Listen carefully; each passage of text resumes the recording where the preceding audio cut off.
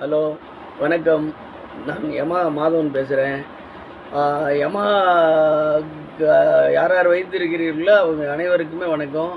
நீங்கள் இந்த யமஹா பற்றி நிறைய விஷயங்கள் நான் உங்கள்ட்ட எக்ஸ்பிளைன் பண்ணிகிட்டே வரப்போகிறேன். இன்றைக்கி என்னன்னு கேட்டிங்கன்னா, என்னுடைய டாக்டர் அப்பா நீங்கள் இந்த தொழிலுக்கு எப்படி வந்தீங்க அப்படிங்கிறத பற்றி தெரிஞ்சுக்கணும் அப்படிங்கிற ரொம்ப ஆவலில் இருக்கிறாங்க.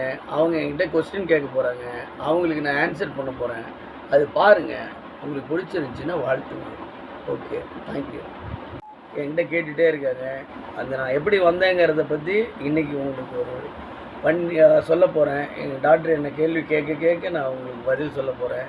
இதை பாருங்கள், பிடிச்சிருந்துச்சின்னா என்னை வாழ்த்துங்க. ஓகே, வாங்க கொஸ்டின்குள்ளே போகலாம். ஆன்சர் இல்லை நான் இப்போ சொல்ல போகிறேன். அவங்க கேட்குறப்ப நீங்கள் அது எப்படி இருக்குங்கிறத இது பண்ணுங்கள், வாழ்த்துங்க. ஓகே. நீங்கள் இந்த வயசில் எத்தனை வயசில் இந்த டூ வீலர் தொழிலுக்கு வந்தீர்கள்?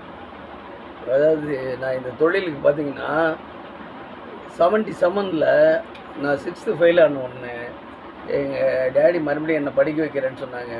இல்லை எனக்கு ஒர்க் ஷாப் இது படிப்பு இல்லைங்க, எனக்கு படிப்பு வரலைங்க, நான் ஒர்க்குக்கு போகிறேன்னு. அப்போ என்ன ஒர்க்குக்கு போகிறீங்கன்னு எங்கள் அப்பா கேட்டார். எங்கள் அப்பா கேட்குறப்போ நான் என்ன சொன்னேன், நான் மோட்டர் சைக்கிள் தொழில் போகிறேங்க, எனக்கு அதில் மோட்டர் சைக்கிளில் ரொம்ப இன்ட்ரெஸ்ட்டுங்க அப்படின்னு. அப்படி அப்பா சரின்னு சொல்லிவிட்டு என்னை ஒரு ஜாவா ஸ்பெஷலிஸ்ட்டு ஒருத்தர்கிட்ட கொண்டு போய் என்னை வேலைக்கு சேர்த்துனாங்க 77 லாஸ்ட்டில். அவர்கிட்ட நான் பார்த்திங்கன்னா ஒரு 2 இயர்ஸ் ஒர்க் பண்ணேன். அந்த ஒர்க்கு பார்த்திங்கன்னா ஜாவாவில் இன்றைக்கும் எனக்கு என்னென்ன ஒர்க்கு அதில் இருக்குங்கிறது எல்லாமே எனக்கு தெரியும். வண்டியில் என்னென்ன ஸ்பேர் பார்ட்ஸ் இருக்குது அப்படிங்கிற விஷயங்களெல்லாம் அப்படியே அந்த 12 வயசுலேயே கேதர் பண்ணேன். அப்புறம் அங்கே 2 இயர்ஸ் ஒர்க் பண்ணிவிட்டு அப்புறம் ஒரு ஸ்வேகா மெக்கானிக் ஒருத்தர்கிட்ட ஒர்க்குக்கு போனேன். அவர்கிட்ட அங்கே ஒரு பார்த்திங்கன்னா ஒரு 2 இயர்ஸ் பக்கம் ஒர்க் பண்ணிவிட்டு அதுக்கப்புறம் எங்கள் அங்கிள் வந்து ராய்தூத் கம்பெனியில் அங்கே டைப்பிஸ்ட்டாக இருந்தார். அப்புறம் அவர் என்னை வந்து அந்த கம்பெனியில் கொண்டு போய் எனக்கு 15-16 வயசு ஆன உடனே அங்கே கொண்டு போய் என்னை சேர்த்துனார். அங்கே நான் ஃபஸ்ட்டு எனக்கு ராய்தூத் தான். ராய்தூத்தில் தான் நான் ரொம்ப நேம்லாம் எடுத்து அதில் நிறைய அங்கே கம்பெனியில் எஃபர்ட் போட்டு கம்பெனியில் மேனேஜரோட அன்பெல்லாம் வாங்கி அதுக்கப்புறமேட்டு 82ல் RD 350 வந்துச்சு. அந்த RD 350க்கு ட்ரைனிங் ஒருத்தர் செல்வம்னு ஒருத்தர் போனார். அவர் போகிறப்ப நான் என்ன பண்ணேன், என்னை நம்மளை அனுப்புவாங்கன்னு ரொம்ப ஆசைப்பட்டேன். எனக்கு அப்போ பார்த்திங்கன்னா ஒரு 18 வயசு இருக்கும். அப்போ போகிறப்ப என்ன ஆகிடுச்சு, அவரை அனுப்பிச்சிட்டு அதுக்கப்புறமேட்டு நான் சின்ன பையனாக இருக்கேன்னு சொல்லிட்டு என்னை அனுப்பலை. அதனால ரொம்ப நான் ஃபீல்லாம் பண்ணேன் அந்த டைமில். அப்புறம் பார்த்திங்கன்னா 85ல் யமா RX 100 வந்துச்சு. அதுக்கு நான் ட்ரைனிங் போயிட்டு இருந்தேன். இந்தியாவிலே ஒரு பார்த்திங்கன்னா 27 பேர் வந்தாங்க. அதில் நாங்கள் இங்கே சேலம்லேருந்து ஒரு 4 பேர் போனோம். 4 பேர் எக்ஸ்பீரியன்ஸ் ஹோல்ட் பண்ணோம்.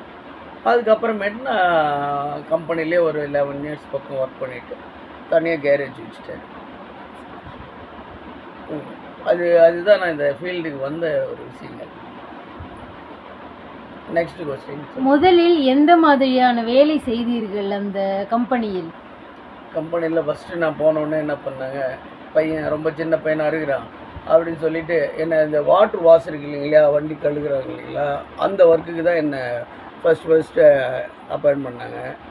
நான் பார்த்திங்கன்னா ஒரு நாளைக்கு 18 வண்டி கழுவுவேன். 18 வண்டி கழுவிட்டு மறுபடியும் அப்படியே காலையில் 8 மணி கம்பெனி, 12 மணிக்குள்ளே அந்த 18 வண்டி கழுவிட்டு பார்த்திங்கன்னா உள்ளே ஒர்க் ஷாப் வந்துடுவேன். அதாவது ஒர்க்கில் அவ்வளோ ஒரு டெடிகேஷன், எனக்கு ரொம்ப இன்ட்ரெஸ்ட்டு. சின்ன பையன் இல்லைங்களா, ரொம்ப ஆர்வமாக அதை கற்றுக்கணும் வண்டியை அப்படிங்கிற மாதிரி.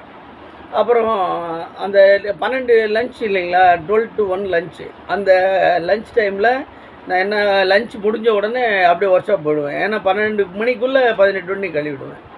அப்புறம் அங்கேருந்து அப்புறமேட்டு என்ன வாட்டர் சர்வீஸ் வந்து ஒரு 6 மந்த்ஸ் கழித்து என்னை என்ன பண்ணாங்க, இதில் ஹெல்ப்பராக போட்டாங்க ஒர்க் ஷாப்பில். நான் என்ன பண்ணுவேன், ஒரு மெக்கானிக்கு கூட அசிஸ்டண்ட்டு, வண்டி எல்லாம் கூட சர்வீஸ் ஒர்க் எல்லாமே பண்ணி ரெடி பண்ணி கொடுக்கறது என்னுடைய ஒர்க்கு. அந்த மாதிரி மெக்கானிக்கிட்ட போய் இங்கே வாட்டர் சர்வீஸ் பண்ணி அங்கே ஒர்க் ஷாப்பில் போய் வேலை செஞ்சிருந்தேன். 6 மந்த்ஸ் கழித்து மறுபடியும் நான் அசிஸ்டன்ட் மெக்கானிக்காக ப்ரமோட் பண்ணாங்க. அடுத்த 6 மந்த்ஸில் நான் பார்த்திங்கன்னா கூட மெக்கானிக் வரலன்னா நான் அட்டன் பண்ணுறதுங்கிற மாதிரி. அப்புறமேட்டு பார்த்திங்கனாக்கா வண்டி நாமளே ட்ரையல் பார்த்து வண்டி டெலிவரி கொடுக்குற கண்டிஷனுக்கு அடுத்த ஒரு 6 மந்த்ஸில் இப்படி என்ன நான் டெவலப் பண்ணிட்டே வந்தேன். என் லைஃப்பில் பார்த்தீங்கன்னா எங்கள் சூப்பர்வைசரு எங்கள் மேனேஜர்லாம் என்ன அப்படியே இம்ப்ரூவ் பண்ணாங்க. இப்போ என்னுடைய ஆர்வத்தையும் என்னுடைய ஸ்பீடையும். எப்போ கம்பெனிக்கு வேலைக்கு போனீங்க, அது எந்த கம்பெனிக்கும் வேலைக்கு போனீங்க, எந்த இயருன்னு சொல்லுங்கள். அதாவதுங்க நான் பார்த்தீங்கன்னா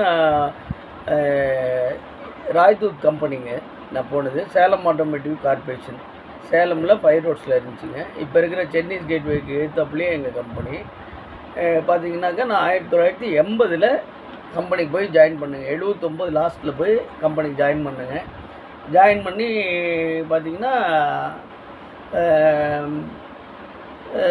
அந்த கம்பெனியில் ராய்தூத் தான் மெயின். அப்போ அதில் நல்ல ஒரு பொசிஷன் வந்துட்டு நான் யமஹா ஆர்எக்ஸில் ட்ரைனிங் போனேங்க.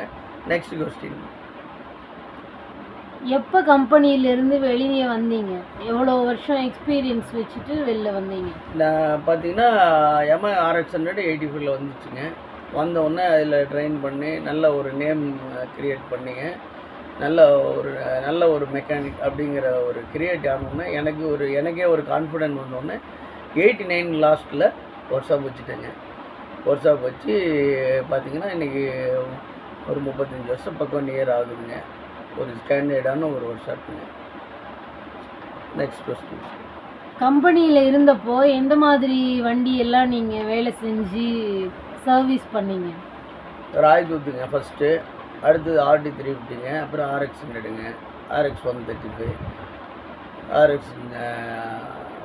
5 ஸ்பீடு, எக்ஸெட்டு, இது எல்லாமே பார்த்தீங்கன்னா யமஹா RX 100 இருக்கிற ஆல் வெஹிக்கிள்ஸ் நான் பார்த்து கம்பெனியில் ட்ரெயின் ஆகி வெளியே வந்தேன். நெக்ஸ்ட். நீங்கள் எப்போ வந்து இந்த மாதிரி யமஹா பைக்ஸ் எல்லாம் வந்து மாடிஃபைட் பண்ண ஸ்டார்ட் பண்ணீங்க, எந்த வருஷத்தில்? அதாவது மைண்டே பார்த்தீங்கன்னா க்ரியேட்டிவ் மைண்டு. அப்பயே வண்டி மேலே இருக்கிற கிரேஸுங்க, வண்டி பைக்கு அதுதாங்க. அதாவது பார்த்தீங்கன்னாக்கா சாப்பிட்றது தூங்குற நேரங்கள்லாம் ரொம்ப கம்மிங்க. சொல்லணுன்னாக்கா யமஹா தான் என்னுடைய லைஃபிலோட ரொம்ப நாள் என்னுடைய ட்ராவலே பைக்கோடு தாங்க. பார்த்திங்கன்னா யமஹாவில் நான் மாடிஃபைல பார்த்திங்கன்னா நம்பர் 1 கண்டிஷனில் எல்லோரும் கேட்குற மாதிரி அளவுக்குள்ள நான் மாடிஃபைல இன்ட்ரெஸ்ட் பர்சனுங்க. நிறைய வண்டி பண்ணியிருக்கிறேன். அதோட ஃபோட்டோஸ்லாம் கூட உங்களுக்கு நான் அனுப்புகிறேன் பாருங்கள் எதிர்காலத்தில். நெக்ஸ்ட் கொஸ்டின் சொல்லாயா. நீங்கள் ஃபஸ்ட்டு ஒரு யமஹாவை மாடிஃபைட் பண்ணியிருப்பீங்க. அப்போ நீங்கள் மாடிஃபைட் பண்ணதுக்கும் இப்போ நீங்கள் பண்ணிகிட்டு இருக்கிற வண்டியோட மாடிஃபிகேஷனுக்கும் நீங்கள் என்ன நினைக்கிறீங்க? எந்த அளவுக்கு வண்டியோடைய ஒரு ப்ரமோஷன் வந்து ஸ்ப்ரெட் ஆகிட்டு இருக்கு? இப்போ பார்த்தீங்கன்னா இன்றைக்கி லேட்டஸ்ட் வண்டி R15, CBR, அது இதுன்னு ஏகப்பட்ட வெஹிக்கிள், ஸ்போர்ட்ஸ் வெஹிக்கிள் வருது இல்லைங்களா. ஸ்போர்ட்ஸ் வெஹிக்கிளு, ஸ்ட்ராம்லர் மாதிரி நிறைய வண்டி, ஹோண்டாவில் அதெல்லாம் நிறைய வெஹிக்கிள் இப்போல்லாம் வருது இல்லைங்களா. அது எல்லாமே பார்த்திங்கன்னா ஒரு 20 இயர்ஸ்க்கு முன்னாடி அதோட டிசைன், இன்றைக்கி வர டிசைன் எல்லாமே அன்றைக்கே நான் பண்ணி இது பண்ணுங்க. இப்போ குறைச்சிட்டேன். என்னென்னு கேட்டிங்கன்னா இப்போ வண்டியே ரியலாக வருதுங்க, அதே மாதிரி பேட்டர்னில் வருது. அதனால் நாம் இந்த மாடிஃபைங்கிற விஷயத்தை குறைச்சிட்டு வண்டி பார்த்திங்கன்னா பெயிண்டிங், நிக்கல், இன்ஜின் ஒர்க்கு இதெல்லாம் ரொம்ப இன்ட்ரெஸ்டடாக இன்றைக்கும் நம்ம கடையில் பார்த்திங்கன்னா மாதத்துக்கு 2 வண்டி 3 வண்டி நாங்கள் பெயிண்ட் நிக்கல் பண்ணி ரெடி பண்ணி கொடுக்குறோம். நீங்கள் எப்படி கேட்பீங்களோ அதே மாதிரி டிசைன்லாம் நான் பண்ணக்கூடிய ஒரு பர்சனுங்க. நான் என்னுடைய ஃபோட்டோஸ்லாம் உங்களுக்கு அனுப்புகிறேன் பாருங்கள். Next question. இல்லை, இப்போ பழைய மாடல்லே வந்து இப்போ நான் 90s 80s நீங்கள் செஞ்ச மாதிரியான பைக்ஸ் எல்லாம் வந்து இப்போ வந்து உங்களை வந்து மாடிஃபைட் பண்ணி தர சொன்னால் நீங்கள் பண்ணி தருவீங்களா? கண்டிப்பாக பண்ணி தருவோம். கண்டிப்பாக பண்ணி. அப்புறம் நெக்ஸ்ட்டு பார்த்தீங்கன்னா உங்கள் சேனல்லே, உங்களோட யூடியூப் சேனல்லே RX 100 இன்ஜின் நாய்ஸ் சுத்தமாக இல்லாமல் பண்ண முடியுமான்ட்டு ஒரு கமெண்ட். அதாவதுங்க 4 ஸ்ட்ரோக்கோட சவுண்ட் நாய்ஸ் எல்லாமே வேறு, 2 ஸ்ட்ரோக்கோட இன்ஜின் நாய்ஸு சவுண்ட் எல்லாமே வேறு. நீங்கள் 100% வந்து எப்படி உங்கள் வண்டி எப்படி இருக்குங்கிற கண்டிஷன் வச்சு சொல்கிறீங்களா தெரியல. ஆனால் வந்து பார்த்திங்கன்னா இன்ஜின் 2 ஸ்ட்ரோக் வண்டியில் இன்ஜின் நாய்ஸ் இல்லாமல் ஒரு இதே இருக்காது. 2 ஸ்ட்ரோக்கு இன்ஜின் நாய்ஸ் இருக்கும், ஆனால் வண்டியில் இன்ஜினில் கம்ப்ளைண்ட் இருக்கிற நாய்ஸ் வேறு. அவ்வளோதாங்க. ஓகே, இதுதான் உங்களுக்கு ஆன்சர். பாருங்கள், நான் சொன்னது கரெக்டாக என்னங்கிறத நீங்கள் கிளாரிஃபை பண்ணுங்கள். நெக்ஸ்ட்டு கொஷின் என்னன்னு பார்த்தீங்கன்னா, நீங்கள் போடுற வீடியோஸாக இருக்கட்டும், நீங்கள் சொல்கிற விஷயங்களில் நிறைய பேர் லைக் பண்ணுறாங்க. ஸோ அந்த விஷயங்களை வச்சு நிறைய பேர் கமெண்ட்டில் என்ன கேட்குறாங்கன்னு பார்த்தீங்கன்னா, நீங்கள் இப்போது இன்ஜின் ஒர்க் வீடியோ போடுங்க, உங்களுடைய ஸ்பீச் வீடியோ போடுங்க, வண்டி டிரைவ் பண்ணுறது, வண்டி சவுண்டு இதெல்லாம் போட சொல்கிறாங்க. ஒரு கீவேர்ட்ஸ் மாதிரி ஒரு வண்டியை பற்றின க்ளூவு, வண்டியை பற்றின விஷயங்கள் இதெல்லாம் நிறைய பேர் கேட்குறாங்க. இதை பற்றி நீங்கள் சொல்கிறதுக்கு என்ன சொல்ல நினைக்கிறீங்க? அதாவதுங்க, வண்டி பற்றின இன்ஜின் எப்படி ஃபிட்டிங்கு, எப்படி மாட்டுறது பண்ணுறது எல்லாமே வீடியோவில் போடலாங்க. அதை பற்றிலாம் ஒன்றும் இல்லை. என்னென்னு கேட்டிங்கன்னா, ப்ராக்டிக்கலாக நீங்கள் அந்த வீடியோ பார்த்து நிறைய விஷயங்கள் தெரியுறதை விட அனுபவமாக நீங்கள் நிறைய விஷயங்களை வந்து நீங்கள் பார்த்து தெரிஞ்சுக்கலாம், பண்ணிக்கலாங்கிறது இருக்கு இல்லையா? கண்டிப்பாக நெக்ஸ்ட்டு வீடியோவிலேருந்து நீங்கள் யார் கமெண்ட் கேட்குறீங்களோ அதுக்கு எல்லாத்துக்குமே ஆன்சராக வீடியோ கண்டிப்பாக போடுங்க. ஓகே. அடுத்தது, டூ வீலர் வைத்திருக்கும் அனைத்து வாடிக்கையாளர் வண்டிக்காரங்க அனைவருக்குமே ஒரே ஒரு விஷயங்க. ஏன்னா என் கடைக்கு வராத வண்டிக்காரங்களை தாண்டி நிறைய வண்டிக்காரங்க வண்டி வச்சுருப்பீங்க இல்லையா? அவங்களுக்கு எல்லாத்துக்குமே ஒரு சின்ன டிப்ஸு. மெக்கானிக் பார்த்திங்கன்னா ஒரு 50% தான், கஸ்டமர் தான் மீதி 50%. அதாவது ஒரு இருக்கிறதுலே மிகப்பெரிய மெக்கானிக் அவர் தான் அப்படின்னு ஒருத்தர் இருக்காருன்னா கூட அவர் கூட 50% தான். உங்கள் வண்டி நீங்கள் தான் கரெக்டாக மெயின்டைன் பண்ணணும், கரெக்டாக சர்வீஸ் பண்ணணும். சும்மா பிரேக் டைட் வைக்கிறோம், செயின் டைட் வைக்கிறோம், இதெல்லாம் ஒர்க்கு கிடையாது. ஒரு 3000 ஒன்ஸு வண்டி லூப்ரிகேட் பண்ணி ஒரு சர்வீஸ் பண்ணி ஆயில் சேஞ்ச் பண்ணி எல்லாம் பண்ணுறது தான் வண்டி வந்து பார்த்திங்கன்னா உங்களுக்கு 100% கெட் ரெடியில் இருக்கும். அவ்வளோதாங்க. தேங்க்ஸ்.